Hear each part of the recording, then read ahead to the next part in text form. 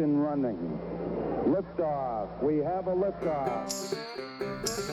Ladies and gentlemen, boys and girls, children of all ages, the Minot State Professional Communications Department proudly brings to you the Striha Sports Podcast with your host, Parker Striha. Hello, and welcome back to the Striha Sports Podcast. I'm your host, Parker Striha, and on today's episode, I am going to be going over my 10 favorite moves from this NFL offseason so far. I'm by no means a professional, but I do love talking about sports, so thank you for joining me. Just a quick disclaimer before I jump into these. All of the financial numbers that I use in this video were obtained from Spotrac.com. These are not numbers that I made up.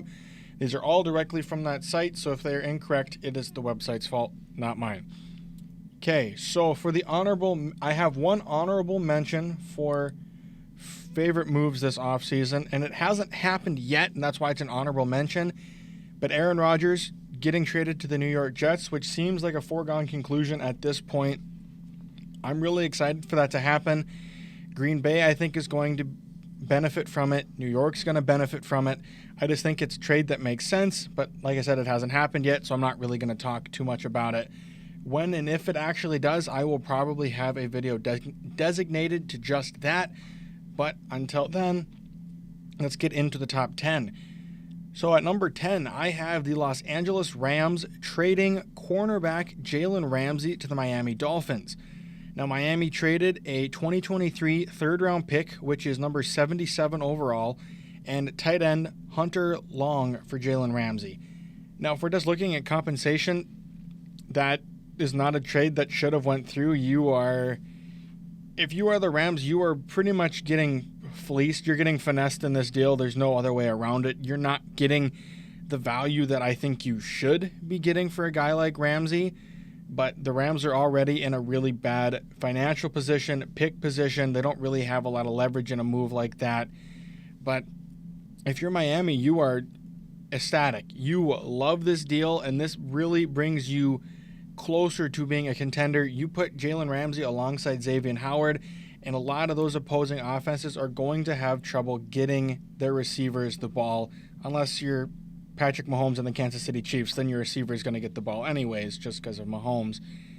But for Ramsey, he will have a $4 million cap hit this season for the Dolphins, but then it blooms to $28.4 million in 2024 and $22.4 million in 2025. So this deal is going to get very expensive for them very fast, and they really have no way of getting out of the deal. If they cut him or trade him, the dead cap numbers are extremely high, and that just handicaps their team. So he will be on the team for the foreseeable future unless he retires or something, which I don't see happening. Number 9, I have Rashad Penny signing with the Philadelphia Eagles. Now, it is a one-year, $1.4 million deal, which I really, really like. Penny had a career year in 2021 before he ultimately ended up having a season-ending injury early in 2022, and he's only played 42 games in his career, so he really needs to stay healthy. But this is a low-risk, high-reward contract for the Eagles. They're going really cheap on running back, which I think is really smart, because then they can spend money on other more important positions on that team to help them get closer to a Super Bowl that they were so close to winning this past season. But yeah, I really like the deal.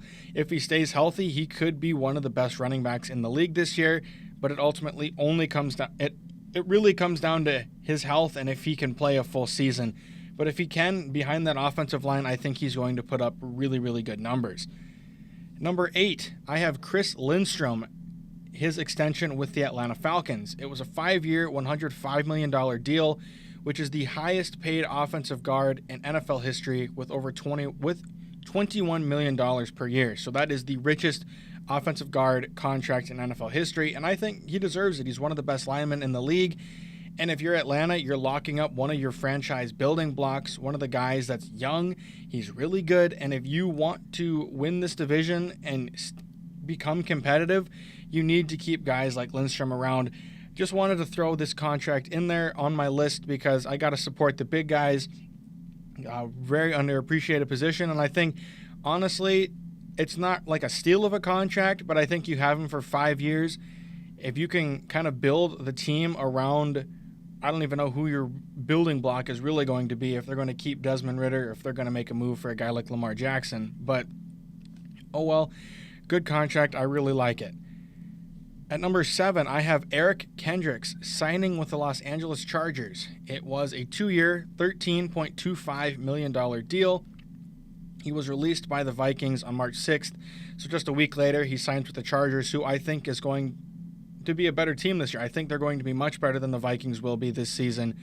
And he helps shore up a Chargers defense that is, he helps shore up a Chargers defense for a team that is potentially going all in this year just because of money. Like, they're not going to be able to keep a lot of the players on this team next season. So, they got to do what they can. The AFC is going to be a dogfight, and I think the Chargers can be competitive, but I don't really know what they got to do, but something's got to change compared to last season if they want to do it. But Justin Herbert, still on a cheap contract. You might be getting rid of Austin Eckler. So, there's going to be some holes that need to be filled for this team, but I think Eric Kendricks really helps shore up that linebacker position for the team. Number 6, I have Jesse Bates signing with the Atlanta Falcons. It's a 4-year, $64 million deal, which I think is really good for him. He is a really, really good safety was for the Bengals before ultimately leaving them for the Falcons. And this is another good move for the Falcons. It's $16 million a year, which I think is reasonable for him. It's not a top safety contract. I think it's in the top 10, might be closer to top 5. So, it's still up there based on average per year, but you're getting a really good player for arguably less than you probably could have gotten him for, because he probably could have gotten a lot more. But he chose to go to Atlanta, and that helps shore up that back end of their defense, because their safety position is not very good in my opinion. And in a division that's going to be really bad this year, I think you need all the good players you can get, and Jesse Bates is really going to elevate that Falcons defense. Number 5, I have the Chicago Bears trading the number 1 overall pick to the Carolina Panthers. Now, the Panthers traded wide receiver DJ Moore, a 2023 first-round pick, which is number 9 overall, a 2023 second-round pick, which is 61 overall, a 2024 first-round pick, and a 2025 second-round pick for the number 1 overall pick. And they now have the ability to get whatever quarterback they want, but reports have also come out that they may end up trading this pick themselves to recoup some picks, which I don't hate the move. I just don't understand all of the logistics behind it, but I can't hate it. This is a great trade for the Bears. They get a really solid number 1 wide receiver, one of the best in the league, who can really help Justin Fields' development, and you get a lot more draft picks that you can use to build up this roster that is really, really bad. At number 4, I have the Indianapolis Colts trading Stephon Gilmore to the Dallas Cowboys. Dallas traded a 2023 fifth-round pick, which is number 179 overall, for Stephon Gilmore. Now, for the Colts, I don't really understand this move as more than just a salary dump, just getting him off the team so you don't have to pay him.